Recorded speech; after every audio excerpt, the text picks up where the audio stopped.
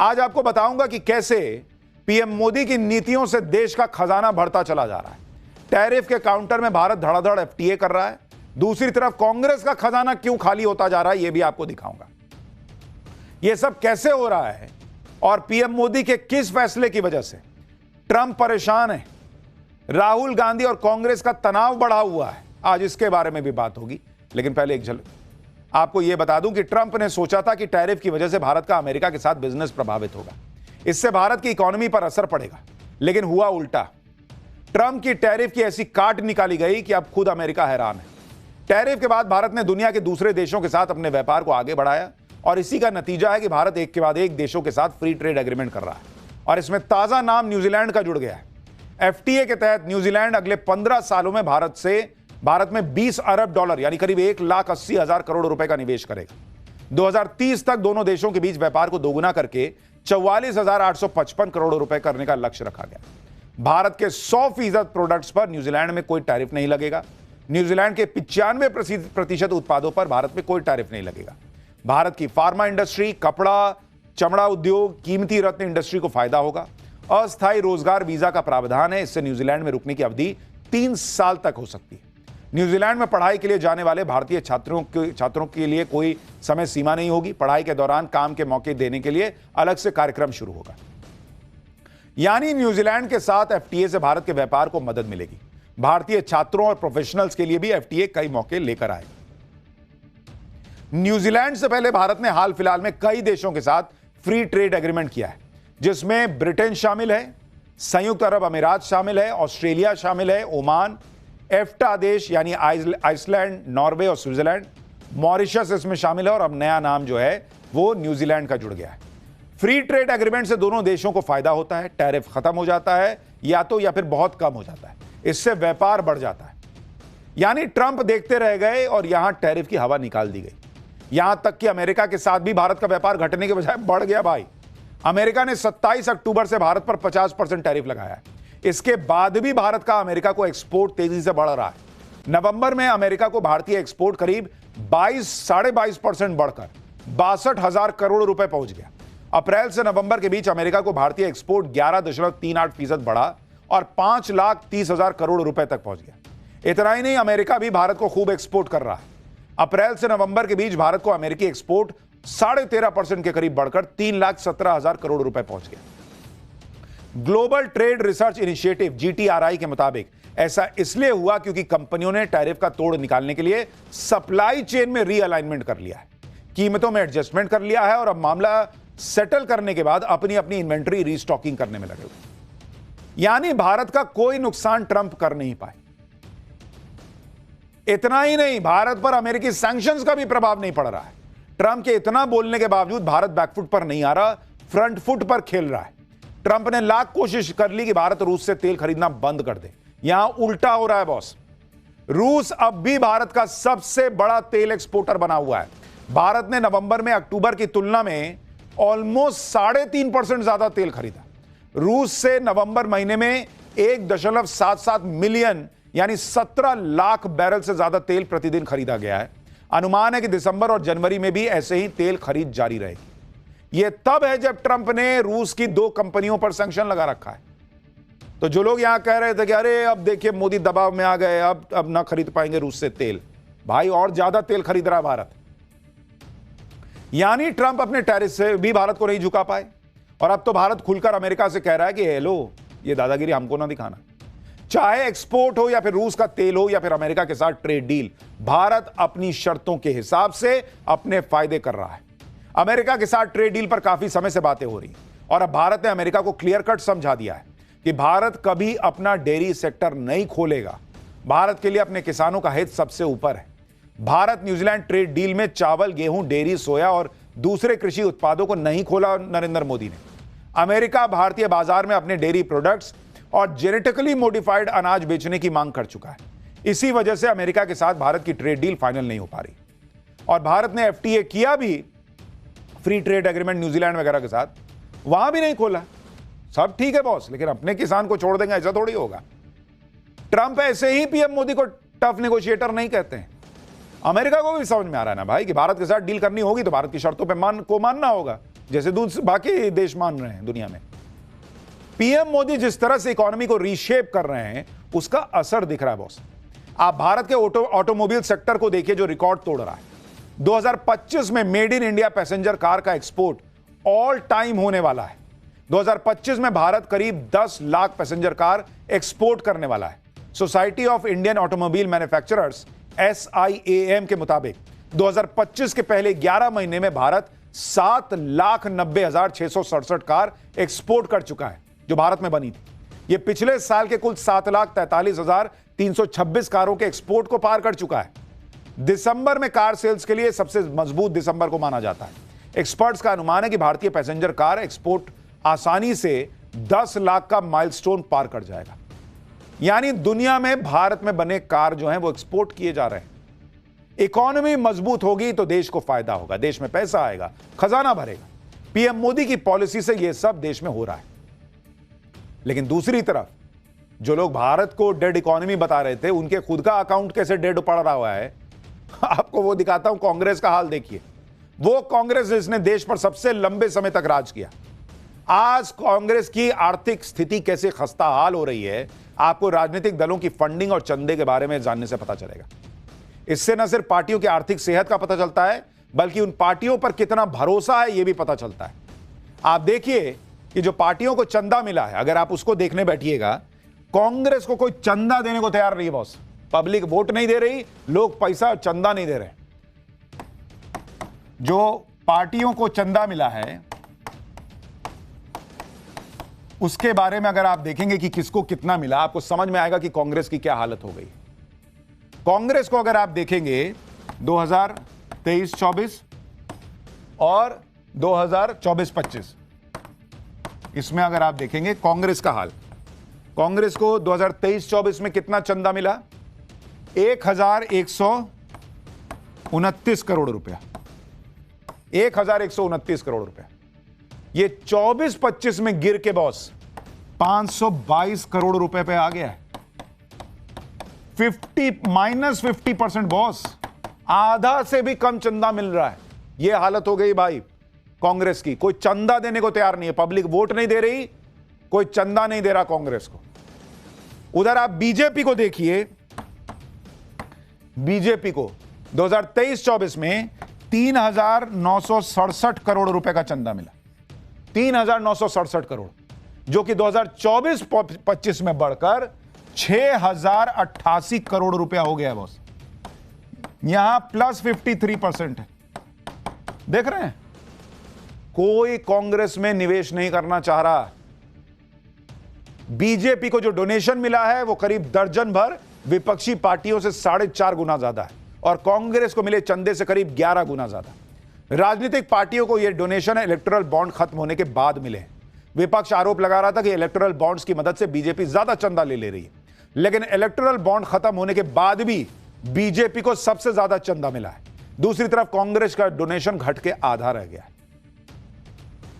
कांग्रेस को सोचना होगा कि उसकी पॉलिटिक्स कहां जा रही है और नरेंद्र मोदी देश को, पार्टी को कहां ले जा रहे हैं। भाई ये लोग बोलते थे ईवीएम की वजह से मोदी जीतते हैं, बीजेपी जीतती है, बैलेट पेपर से चुनाव होगा तो जीत जाएंगे। अभी महाराष्ट्र में निकाय चुनाव हुए, बैलेट पेपर से हुए, वहां भी हार गए बुरी तरह से। भाई सोचो क्या कर रहे हो कि पब्लिक नकार रही है। इसको गाली उसको गाली देने से कुछ नहीं होगा। खैर, पाठशाला में अब अगला चैप्टर, मोदी की एंट्री, बंगाल वाले ओवैसी की बाबरी और आरएसएस का वो ऐलान, ममता का बंगाल हारना तय हो गया है क्या? बीजेपी का बंगाल को बांग्लादेश नहीं बनने देंगे वर्सेस टीएमसी का कोई बांग्लादेश नहीं जाएगा। कैसे घमासान मचेगा, अब इसका चैप्टर। जिस वक्त बांग्लादेश के हिंदुओं पर हो रहे अत्याचारों की चर्चा हो रही है, उसी वक्त पश्चिम बंगाल में भी जोर शोर से यह बात हो रही है कि बंगाल को बांग्लादेश नहीं बनने दिया जाएगा। पश्चिम बंगाल में मार्च अप्रैल में विधानसभा चुनाव है और बांग्लादेश के मामले ने बंगाल के चुनावी माहौल को जबरदस्त तरीके से गरमा दिया है। बिहार में एनडीए की प्रचंड जीत के बाद ही प्रधानमंत्री मोदी क्लियर कर चुके हैं कि भैया अगला फोकस तो मेरा बंगाल है। और अब बंगाल की पिच पर प्रधानमंत्री मोदी की एंट्री होते ही खलबली मची हुई है। एक तरफ पीएम मोदी की घुसपैठियों के खिलाफ हुंकार है कि कोई घुसपैठियां यहां छोड़ेंगे नहीं। दूसरी तरफ बंगाल में चुनाव से पहले घुसपैठियों के सफाई के लिए हो रहे एसआईआर ने बंगाल चुनाव के 2 एजेंडे तय कर दिए। पहला कि बंगाल को बांग्लादेश नहीं बनने दिया जाएगा, दूसरा कोई बांग्लादेश नहीं जाएगा, यह भी कोई दावा कर रहा है।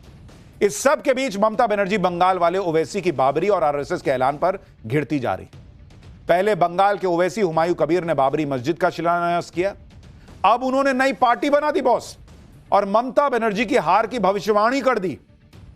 आज जब पार्टी बनी है बंगाल के ओवैसी की, वहां ओवैसी की पार्टी से कौन आया हुआ था, कैसे मुसलमान भर भर के आया हुआ था, बंगाल में क्या खेला हो रहा है, क्या ममता बनर्जी की हार की स्क्रिप्ट बंगाल में तैयार हो रही है, आज इस पे बात करूंगा, लेकिन पहले एक झलक देखिए।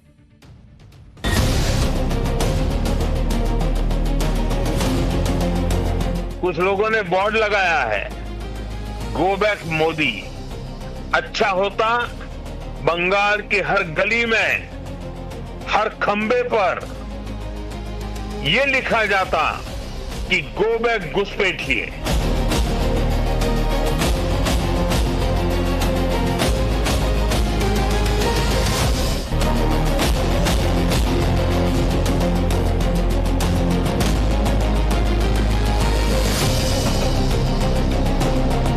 फिर से बाबरी मस्जिद बनाकर उस झगड़े को रीस्टार्ट करने का ये पॉलिटिकल षड्यंत्र है। पहले ही बोला ना, जो मेरा जो चीफ मिनिस्टर है, इनको सबके अंदर में आरएसएस को रिलेशन है।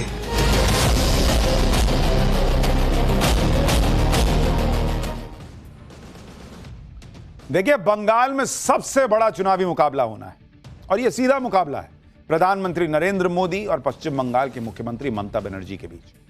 ममता बनर्जी को लगता है कि बंगाल का किला जो है ना, कोई हिला नहीं सकता। ऐसे ही केजरीवाल को भी लगता था, जबकि नरेंद्र मोदी ने भी कसम खा रखी है, इस बार बंगाल में आर पार होगा। नरेंद्र मोदी की बंगाल चुनाव में एंट्री भी हो चुकी है। इससे ममता बनर्जी की टीम में कैसे खलबली मची है, ममता बनर्जी ने आज क्या कहा वो बताऊंगा, लेकिन पहले यह देखिए कि बंगाल में सबसे बड़ी लड़ाई नरेंद्र मोदी और ममता बनर्जी को उस नैरेटिव की है जिस नैरेटिव के फोकस में बांग्लादेशी घुसपैठिया है। पीएम मोदी ने टीएमसी पर घुसपैठियों को बचाने के लिए पूरा जोर लगाने का आरोप लगाया और कहा कि घुसपैठियों पर सवाल उठाने के लिए उन्हें गालियां दी जा रही।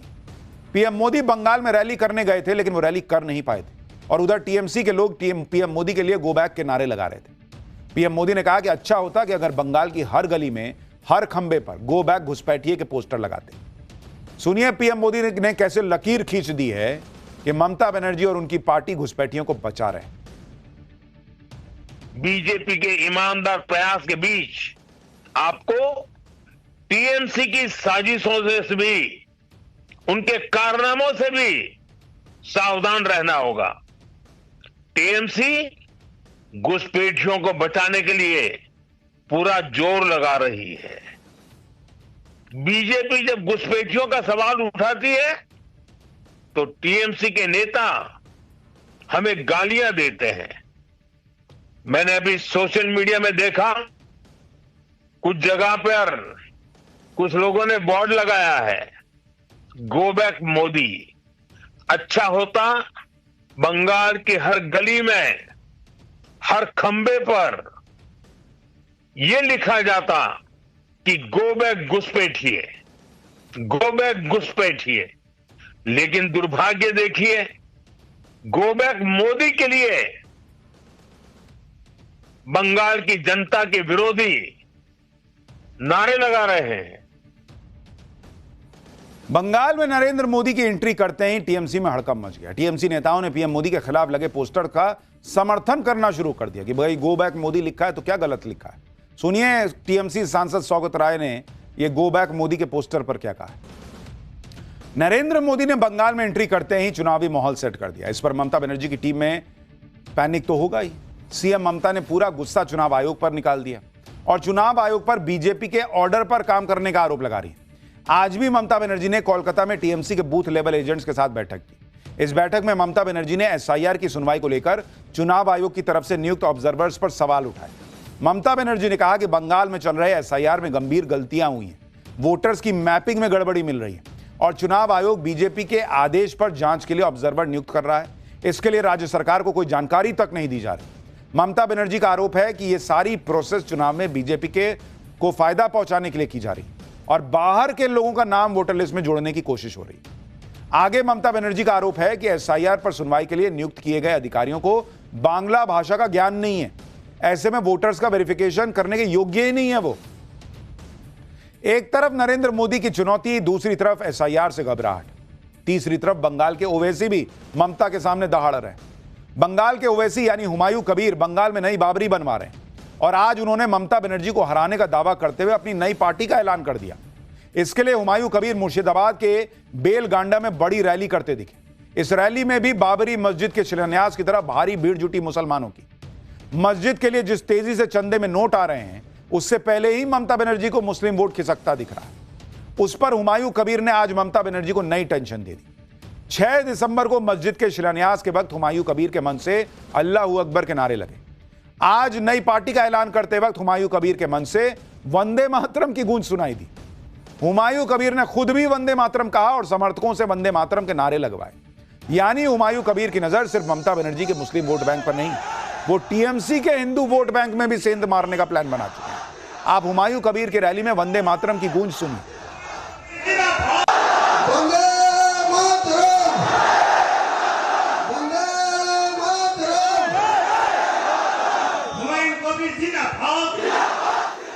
नई पार्टी बनाने का ऐलान करने के साथ ही बंगाल के ओवैसी कहे जा रहे हुमायूं कबीर ने दावा किया है कि वो विधानसभा चुनाव में टीएमसी की सत्ता में वापसी का रास्ता ही बंद कर देंगे। हुमायूं कबीर ने अपनी पार्टी का नाम जनता उन्नयन पार्टी रखा है। पार्टी का नाम तय करने के साथ ही हुमायूं कबीर ने चुनाव आयोग के पास 3 सिंबल का विकल्प भेजा है, जिसमें एक टेबल, एक नारियल का पेड़ और एक कांटा लगा गुलाब फूल का विकल्प है। पार्टी का ऐलान करने के साथ ही हुमायूं कबीर ने अभी सिर्फ 3 सीटों पर कैंडिडेट घोषित किए हैं। अब यह भी देखिए कि इस लिस्ट में अभी मुस्लिम नेता के तौर पर सिर्फ हुमायूं कबीर का नाम है, जो खुद बेलडांगा और रेजीनगर सीट से चुनाव लड़ेंगे, जबकि लिस्ट में 2 हिंदू नामों को जगह दी गई है। मुर्शिदाबाद से मनीषा पांडे और कोलकाता की बालीगंज सीट से निशा चटर्जी को कैंडिडेट घोषित किया गया है। इस प्लानिंग के दम पर हुमायूं कबीर दावा कर रहे हैं कि आने वाले चुनाव में टीएमसी 100 का आंकड़ा भी नहीं पार कर पाएगी और मुर्शिदाबाद की 22 विधानसभा सीटों में से ममता बनर्जी की पार्टी को एक भी सीट नहीं मिलेगी। पार्टी का ऐलान करने के बाद हुमायूं कबीर ने सीएम ममता बनर्जी को खुली बहस की चुनौती दी। कहा कि बहस की जगह ममता बनर्जी तय कर लें। सुनिए हुमायूं कबीर, बंगाल के नए ओवैसी, कैसे ममता बनर्जी को चैलेंज दे रहे हैं। ममता बनर्जी अगले दिन सत्ता में नहीं आएगी, जोर से बोल रहा हूँ, जो 100 को पार नहीं कर पाएगी। मैं बोल रही, अब देख लेंगे। बंगाल वाले ओवैसी की बाबरी को लेकर मचे गजब घमासान के बीच बंगाल दौरे पर पहुंचे आरएसएस प्रमुख मोहन भागवत के बयान से भी हलचल मच गई। मोहन भागवत ने फिर से बाबरी मस्जिद बनाने की कोशिश को पुराना झगड़ा रीस्टार्ट करने का राजनीतिक षड्यंत्र बता दिया, जिससे भड़के हुमायूं कबीर ने आरएसएस और मोहन भागवत का कनेक्शन सीएम ममता बनर्जी से जोड़ दिया और ममता सरकार पर आरएसएस को बढ़ावा देने का आरोप लगाया। सुनिए एक बार। ये एक झगड़ा चल रहा था, अंत में कोर्ट के हवाले कर दिया कि भाई आप निर्णय करो। कोर्ट ने बड़ा लंबा समय लगाकर, बहुत ही विचार किया होगा ना, इतना लंबा समय लगाया तो, और एक निर्णय दिया तो वहां राम मंदिर बन गया। तो ये मंदिर मस्जिद वाला झगड़ा वहां समाप्त हो गया, बाबरी मस्जिद। अब फिर से बाबरी मस्जिद बनाकर उस झगड़े को रीस्टार्ट करने का ये पॉलिटिकल षड्यंत्र है, मतों के लिए हो रहा है। मोहन भागवत कह रहे हैं कि ये सब वोट के लिए हो रहा है, लेकिन इस वोट के लिए जो भी हो रहा है उसकी चोट किसको लगेगी? भाई सबको लगता है ममता बनर्जी को लगेगी, क्योंकि वहां मुसलमान का वोट एक तरफा जाता था। अब अगर हुमायूं कबीर ने वो वोट तोड़ दिया तो खेला हो बे। खैर, बंगाल में तो चुनावी पारा चढ़ा हुआ है, वहां चुनावी गर्मी बढ़ी हुई, लेकिन देश में बॉस आ गई है ठंड। अगला चैप्टर, कश्मीर में भयंकर बर्फ गिर रही है। 40 दिन क्या हड्डी गला देने वाली ठंड पड़ेगी। इस बार स्वेटर जैकेट से काम नहीं चलेगा। बर्फबारी की वो तस्वीरें जिन्हें देखकर दिमाग जम जाएगा, आज वो आपके लिए लाया। भाई पहाड़ों पर ऐसी बर्फ गिर रही है कि यहां मैदानी इलाकों में पब्लिक की कपकपी छूटनी शुरू हो गई। जम्मू कश्मीर से लेकर हिमाचल प्रदेश, उत्तराखंड, भाई साहब जिधर देखिए उधर बर्फ दिख रही है। एक दिन में 1-1 फीट तक बर्फबारी हो जा रही है। कई जगह सड़कें बंद हो गई हैं। बर्फबारी और कोहरे की वजह से ट्रेन और फ्लाइट कैंसिल करनी पड़ी है। यही हाल हिमाचल प्रदेश का भी है। मौसम की पहली बर्फबारी के बाद पारा डाउन है। बर्फबारी से उन लोगों के चेहरे खिल गए हैं जो भाई इतनी कपकपाती ठंड में स्नोफॉल देखने पहुंचे हैं, उनका तो पैसा वसूल हो गया। अरे भैया स्नोफॉल मिल गया। पहाड़ों पर इतनी बर्फबारी हो रही है कि आप अंदाजा नहीं लगा सकते। गुलमर्ग सोनमर्ग में एक दिन में 1 फीट बर्फबारी का रिकॉर्ड हो गया, रिकॉर्ड की गई। मौसम विभाग के मुताबिक अगले 48 घंटे नॉन स्टॉप बर्फ गिरेगी। भाई कश्मीर के ऊंचाई वाले इलाकों में तापमान 0 से नीचे चला गया, जबकि लद्दाख में पारा -10 डिग्री तक जा सकता है। हिमाचल प्रदेश के लाहौल स्पीति और किन्नौर में भी जबरदस्त बर्फबारी हो रही है।